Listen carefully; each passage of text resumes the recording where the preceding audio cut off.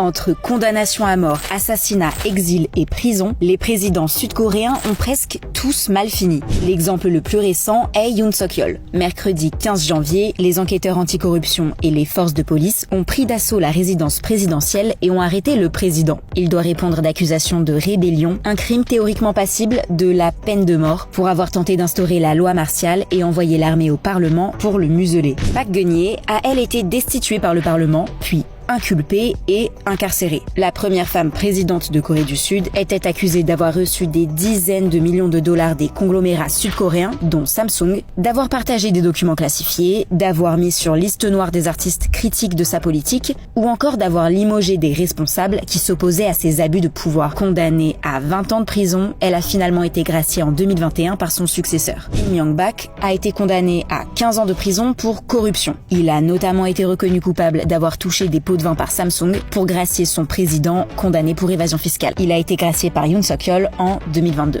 Roh Moo-hyun s'est suicidé. L'ancien président s'est jeté du haut d'une falaise en 2009. Il est avisé par une enquête sur le versement d'1 million de dollars par un riche fabricant de chaussures à son épouse et de 5 millions de dollars au mari d'une de ses nièces. Noh Tae-woo a été condamné à 22 ans de prison pour corruption et trahison. Il a été amnistié 2 ans plus tard et est mort d'une leucémie en 2021 à 88 ans. Chon Do-hwan a lui été condamné à mort en 1996. Il était surnommé le boucher de Gwangju pour avoir ordonné la répression sanglante d'un soulèvement contre son régime qui aurait fait plus de 200 morts. Sa peine s'est finalement changée en prison à vie. Lui aussi a été amnistié après seulement 2 ans derrière les barreaux et il est mort, lui aussi, d'une leucémie en 2021. Le dictateur Park Jong-hee, qui est aussi d'ailleurs le père de Park Geun-hye, a été assassiné d'une balle dans la tête en octobre 1979 par son principal officier de renseignement à l'issue d'un banquet. Yoon Bo-son est lui renversé par un coup d'État mené par le général Park Chung-hee. Lee Seung-man a lui été contraint à l'exil. Le premier président de la Corée du Sud a été obligé de démissionner après une insurrection populaire menée en 1960 par des étudiants, après avoir tenté de prolonger son mandat grâce à des élections truquées. Finalement, il n'y a que Moon Jae-in, Kim Yong-sam ou encore le prix Nobel de la paix Kim Dae-jung qui ont paisiblement exercé et terminé leur mandat.